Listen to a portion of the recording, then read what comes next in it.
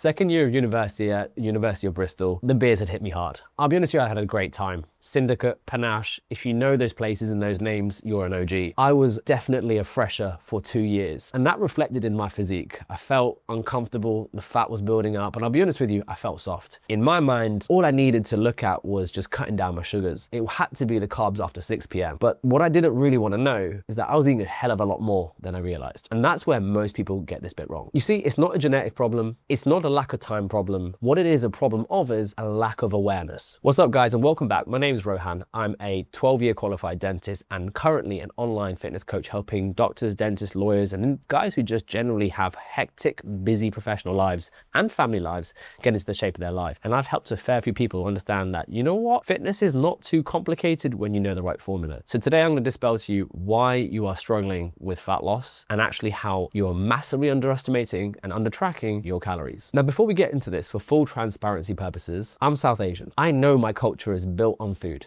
Food is love. Food is an expression of love, of tradition, of rapport, but we have to remember we've got to respect it. And when we don't respect it, that's when our bodies show it. Because if you know, you know. Oh, better, you must eat this. Just one bite. It won't hurt at all. No, one more. Just one samosa. It won't affect you. See, those are the phrases you hear from loved ones and friends and family, but it's those calories which are adding up, which you're not even considering, which are keeping you where you are. And it doesn't mean you can't have those things that you love, whether it be the cultural food, whether it be a cake, whether it be a brownie. You just need to understand where you sit with it within your day-to-day. In 2015, I started tracking calories properly, and it was literally like someone turned on the lights. An epiphany moment. I realized I was missing so much. The oils, the sauces, the snacks between the snacks, the weekends, that's where you get stuck. And most people will say, hey, I can eat intuitively. Fam, you've been eating with intuition all your life. Where has that got you? And I'll be honest with you, most of us, with the stresses of day-to-day life, kids, family, and work, we don't eat intuitively, we eat quite emotionally. Hard to hear, but it's honest. And I've been victim to it myself. So what did I do? And what can you do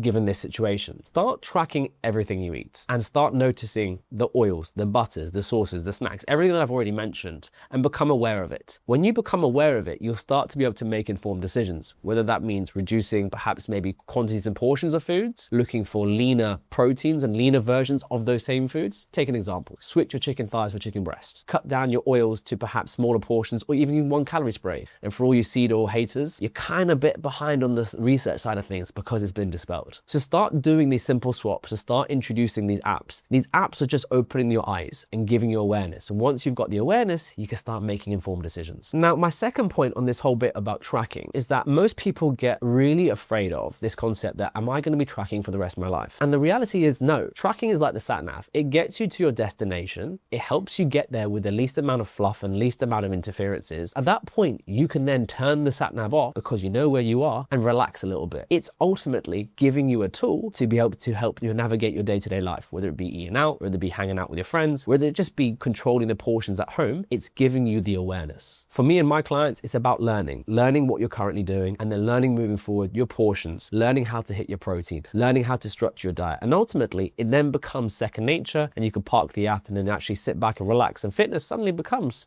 a lot more enjoyable. And my third point, and this is the one which most professionals probably don't want to hear, but need to hear. What tracking does is opens up your eyes to the weekends. You see, Monday to Friday, you grind yourselves into a paste. You work really hard. You're cortisol ridden. You're dealing with stress from clients, family, screaming toddlers, sleep regressions. You know how that feels within your body. What happens as a result? We want to reward. We want to relax. We want to open up a couple of beers, open a bottle of wine. We want to have a takeaway. And see, even if you've been healthy, you've been structured, you've been appropriately controlled during the week, what you'll become very aware of is the Domino's, the bottle of wine, the Ben & Jerry's cookie dough, and if only they had the Netflix and chilled, because that was actually the OG flavor. And if you remember that, you will realize very quickly that you are not only undoing last week's work or Monday to Friday's work, you're actually going above that and beyond. Hence why the scales keep creeping up. And what you will notice even more so is that that Sunday becomes a write-off, and then you feel a bit more lethargic because you've overeaten and overindulged indulge, and then Monday comes around, you're like, oh, should I do it again? And